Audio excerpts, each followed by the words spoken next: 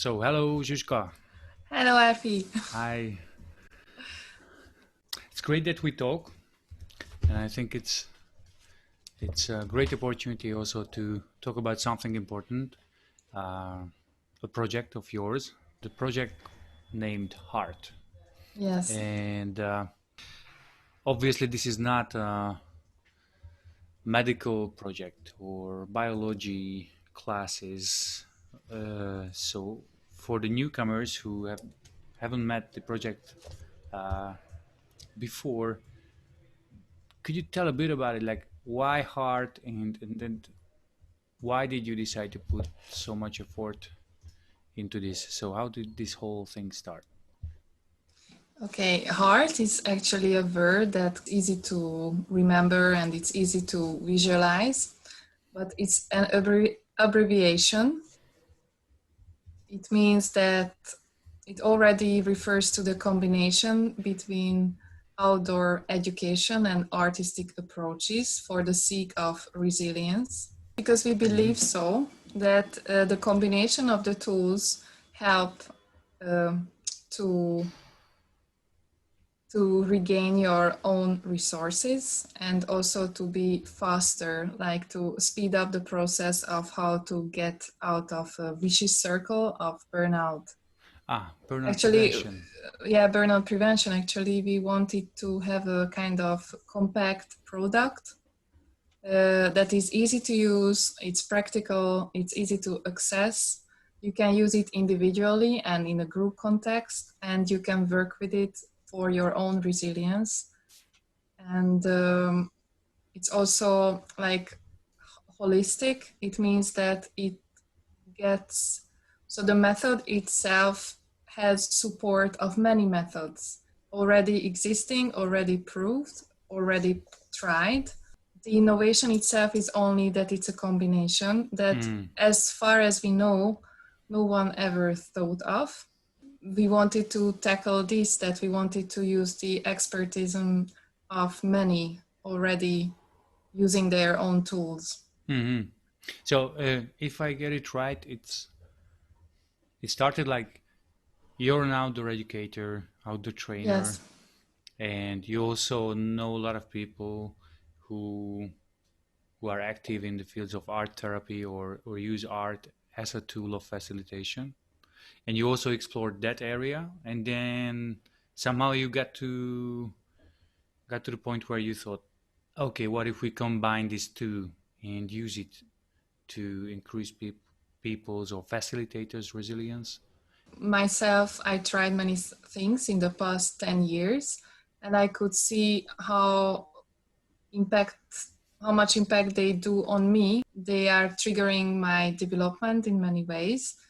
And I could say, if I want to classify that, outdoor education is brilliant to see how much your body and your mind and your soul is capable in a challenging outdoor environment, and you will nurture yourself with these capacities, these extraordinary capacities that you can discover in yourself.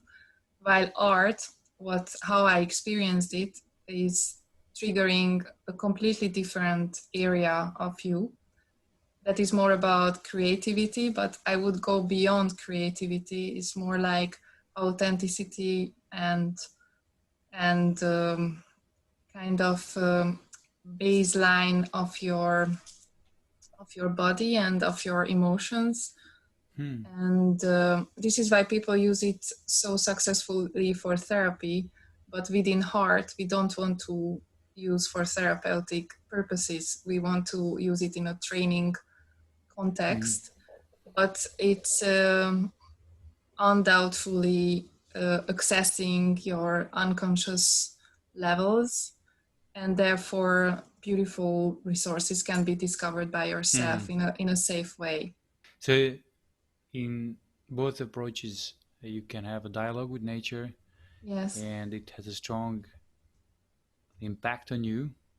And what was the need? Like, okay, I got it. That you were impressed by these two approaches, and you thought maybe we could combine these two. Actually, what I mentioned before, that it was quite a personal experience, that I loved both. and I met experts and specialists and trainers who became my role models. And somehow there was like a very natural need. Why not that they also talk with each other? Because what they represent is excellent. And also, like, whenever I was involved in outdoors or in art, I was always missing the other, because I was, for example, if I was in the forest in a very challenging environment, and my adrenaline was on the top, and my community senses were also on the top, and it was a great experience. But somehow I felt that I couldn't touch some other part of me, and also some other part of someone else, like that is more related to maybe to silence, to uh, improvisation or creative expression, or very small movements, or even big movements, but kind of this world that is without words. However, Hmm. we all part of it, we kind of use it, have it, but we not really have the good access for it, only I think through art. If you just look at the forms of the trees, or Hmm. the smell of the leaves, so it's already a kind of as if you enter into an art exhibition where you Hmm. don't know what you are going to find in the next corner. And this artistic lens, or this way of looking at nature when it surrounds us, can give you a more gentle way of being in nature. I don't know, like, Yes, sounds like that. and also being yourself, expressing yourself, because art is perfect to express your emotions and to discover them and to recognize them. I was traveling a lot in the world, and I also see this kind of double way of thinking, that here in this European American context, we are very much performers. Like, kind of, we have very set beliefs about our goals in our life and so on. And it Hmm. gives us a lot. We have beautiful cities, we have beautiful um, structures. But if you enter in the, yeah, let's say, other half of the world, then I experience something completely different, like a chaotic, nurturing way of living that Hmm. has also its own rules, being in the moment and also available for others. This is was also my personal experience for Hmm. that. And how did resilience come into the picture? Resilience came into the picture, that what I could see also in myself and around in my environment, also in my organization, that we want to do a lot, we want to get a lot, we want to offer a lot, and somehow we are just rushing through our lives. And Hmm. sometimes we are also put into work situations that are really above our capacities, because it's just a very complex situation and you have to face it day by day. And for example, if somebody is working for a foster home, Hmm. or maybe in a hospital, that it's, you really have to have a very strong kind of internal base to handle all the difficulties and complexity that is Hmm. around you. And resilience came like how to offer help for those who are helping, how to be much more conscious about how it's in reality, how can I help someone more, Hmm. how can I offer myself, offer my support to somebody. And it's a funny thing, because it's a paradox that first I need to have spent time with myself, or valuable time with myself, in order to be able to go out and reach out for someone else. Hmm. Could you tell a bit about how did it start, and what is the innovation that you see emerging or being born? The innovation is that the combination itself, that we kind of offer like almost 80 easy to use tools to our trainer colleagues or youth worker colleagues. Try to get the essence of all the workshops we are working with. These are 4 workshops from 4 countries.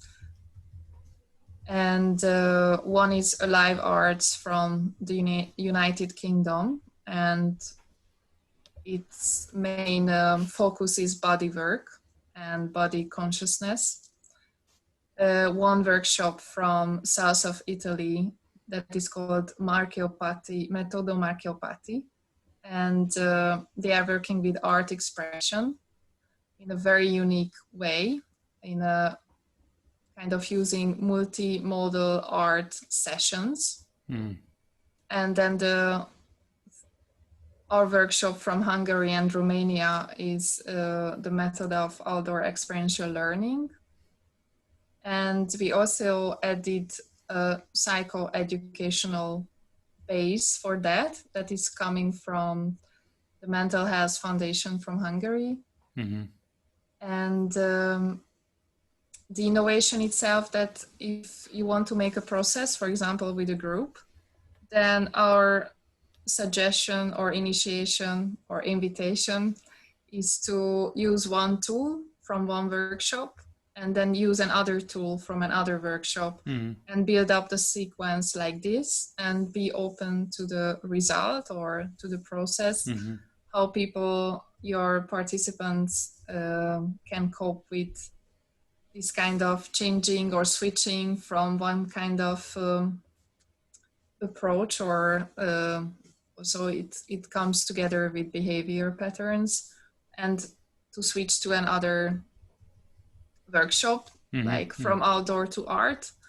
That is also super interesting. How can you switch from one kind of thinking method, because at the end of the day we talk about thinking methods that lead to behavior and action in the world. So how you can switch from one to the other, and with enough practice you can very easily connect it to each other, and it will be a very smooth process, and then you can approach the world around you or in yourself with much more skills than before. So it can support your resilience of handling complex situations, also relating yourself, because our internal world can be also very complex. You meaning youth workers, facilitators, and also their participants. Yeah, and also individual users, because we also developed tools that are self-directed learning tools.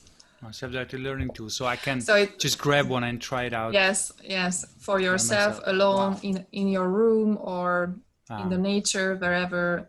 So basically, you got inspired by outdoor education and art therapy and artistic expression, and you experienced, wow, these two can be combined and can give people a lot, and they can also help people to remain resilient.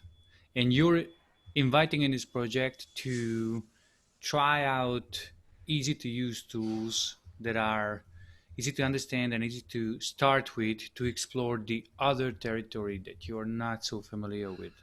Yes, exactly. Wow.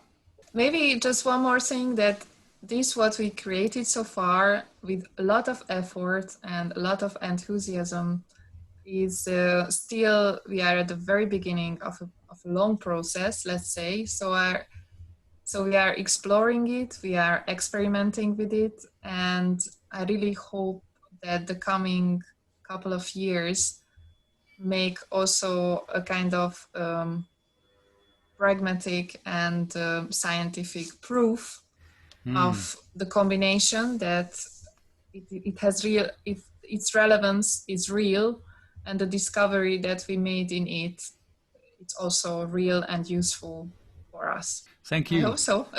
Okay, thank you. Thanks. Bye.